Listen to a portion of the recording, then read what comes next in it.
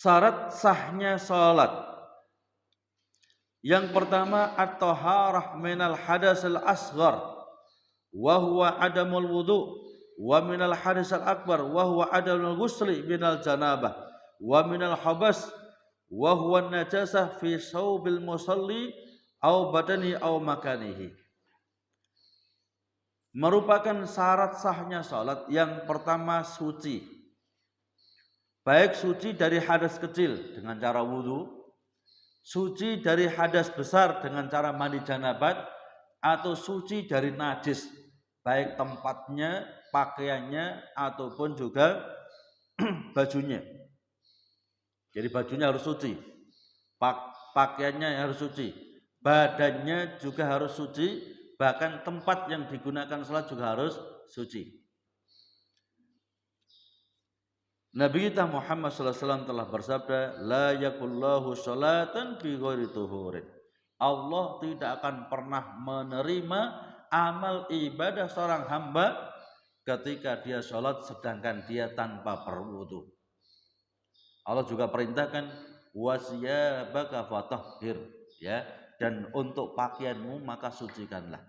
Jadi wajib pakaian harus suci, badan juga harus suci, kemudian tempat yang digunakan sholat juga harus suci. Ya. Bagaimana ketika di tengah-tengah sholat kita baru ingat pakaian kita terkena najis, maka batal, otomatis batal. Ya. Terkecuali setelah selesai sholat, ya, selesai sholat kemudian berangkat ke kantor, tadi subuh, ya, pakaian saya najis, maka ma'fu, ya, ma'fu, diampuni, ya, karena Allah telah berfirman la yukallifu nafsan illa wus'aha. Jadi kalau pas di tengah-tengah sholat kok ingat, ya, badannya kena najis atau pakainya kena najis, ya, atau tempatnya kena najis, maka batal sholatnya. Tapi ketika selesai sholat bahkan dalam waktu yang sudah lama, maka ma'fu.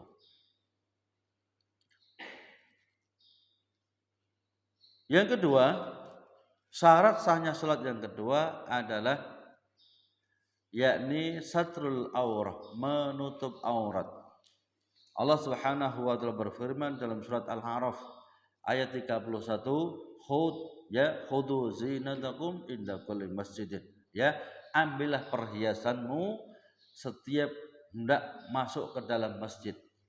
Jadi kita diperintahkan untuk mempergunakan perhiasan kita. Apa itu? Ya, menggunakan pakaian kita yang menutup aurat, ya, menggunakan pecis, ya.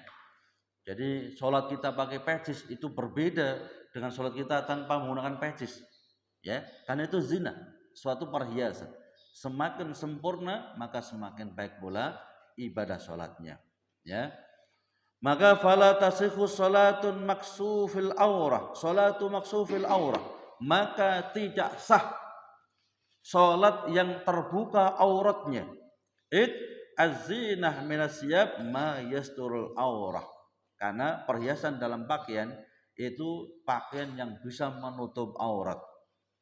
Kemudian bagaimana aurat laki-laki dan bagaimana aurat perempuan?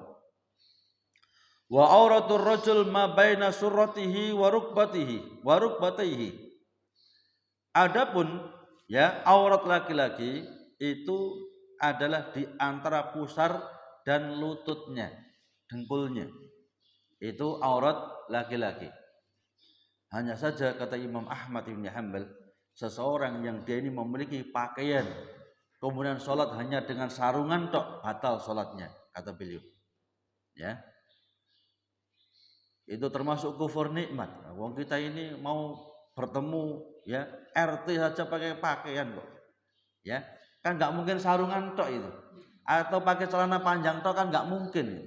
Ya, tapi menghadap Allah kadang-kadang sembrono. Ya, hanya dengan celana panjang tok atau hanya dengan sarungan tok, ya. Dengan alasan aurat laki-laki itu adalah dari pusar sampai rukbah. Ya. Jadi sempurnakan. Karena bisa jadi sholat kita ini nggak diterima oleh Allah, ya, kita harus takut jangan-jangan ibadah salat kita ini belum diterima oleh Allah Subhanahu wa taala. Wa auratul mar'a fi ma ada wajhiha wa kafaiha. Ya. Adapun aurat wanita itu selain kedua telapak tangan dan wajahnya. Ya. Selain wajahnya dan kedua telapak tangannya. Bahkan para ulama kita termasuk Imam As-Sun'ani dalam kitabnya Subulus Salam, seorang wanita sholat dengan pakai cadar batal sholatnya. Ya. Ketika nggak ada alasan yang dibenarkan secara syar'i, seorang wanita sholat dengan menggunakan cadar maka batal sholatnya. Ya. Maka bisa dikiaskan lagi-lagi demikian. Ketika nggak ada udzur syar'i misalnya, ya mungkin masih mewabah penyakit boleh, ya silakan monggo, ya misalnya pakai masker boleh, ya. Tapi kalau sudah aman, nggak ada apa-apa, sudah kita tinggalkan itu, ya kita nggak pakai masker lagi, ya. Jadi kaidah fikihnya itu ad-darurah tubihul mahdurah biqadri ma tahtaju darurah.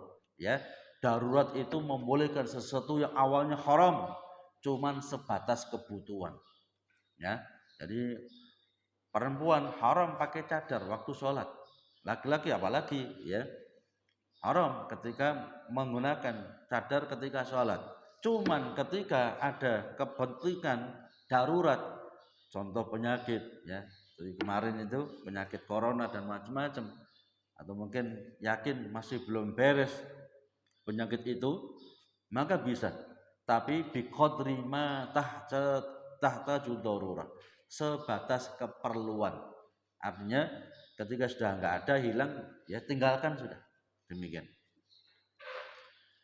Demikian pula Nabi kita Muhammad SAW pernah ditanya, ya Rasul, apakah boleh seorang wanita itu dia sholat dengan menggunakan bajunya, long dressnya, ya, kemudian dengan menggunakan jilbab, ya, jilbab dan sarungnya.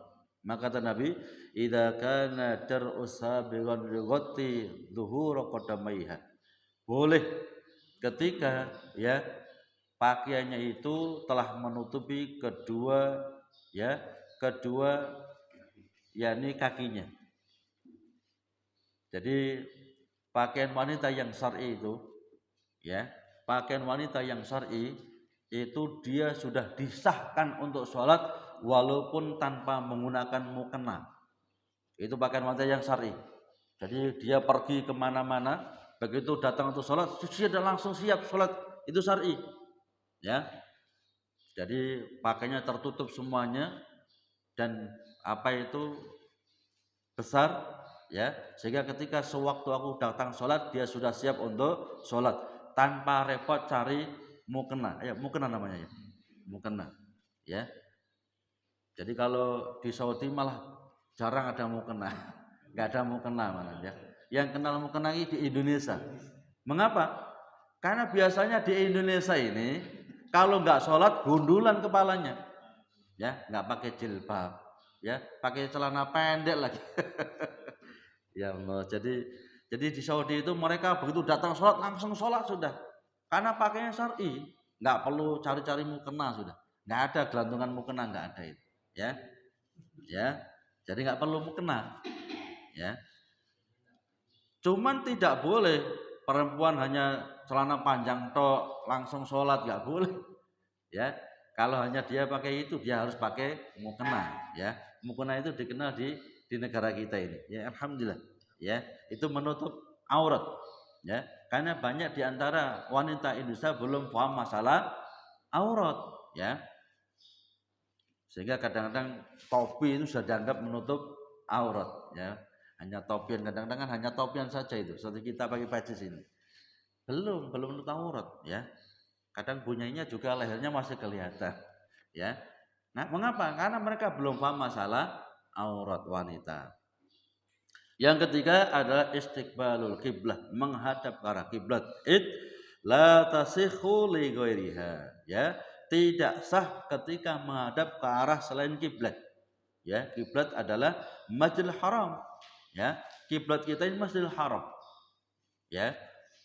Maka ketika salat diwajibkan kita menghadap Masjidil Haram ke arah barat kita, ya. Maka ke arah barat. Kata Abdullah ibnu Umar, ya, karena Madinah itu ya di utara Makkah. Kata Abdullah ibnu Umar, jadi seluruh sahabat semuanya, termasuk Abdullah ibnu Mas'ud, termasuk Abu Hurairah, ya, yang lain, termasuk Umar ibnu Khattab sendiri, ya, apabila yakni barat itu engkau jadikan kanan, timur itu engkau jadikan kiri, itulah arah kiblat, ya. Nah kita apa itu kalau kiblat kita kan barat sana. Berarti apabila utara itu engkau jadikan kanan, kemudian selatan itu engkau jadikan kiri, itu arah kiblat. Enggak harus disenteng sampai sini sampai Ka'bah, enggak bisa, ya. Itu memberatkan, ya. Bagaimana bisa nyanter dari sini ke sana, ya. Jadi jihad yang dituntut itu jihad, tidak harus lurus. Kecuali kalau orang yang di dalam Masjidil Haram, ya, orang yang ada di Masjidil Haram, dia tidak boleh menyimpang sedikit pun dari Ka'bah. Jadi ini misalnya Ka'bahnya, ya, harus lurus, sini ke sini lurus, ya. Adapun orang yang di luar Masjidil Haram, ya, maka arahnya cukup ke Masjidil Haram, ya. Adapun orang-orang yang di luar kota Makkah, maka cukup arah daripada yakni tanah haram itu sendiri. Jadi nggak harus sewenteng ini, nggak harus, ya. Yang penting kalau kita ini, yang penting kanan itu utara, ya, kemudian kiri itu selatan, sudah kiblat sudah, ya. Tidak perlu memberatkan diri.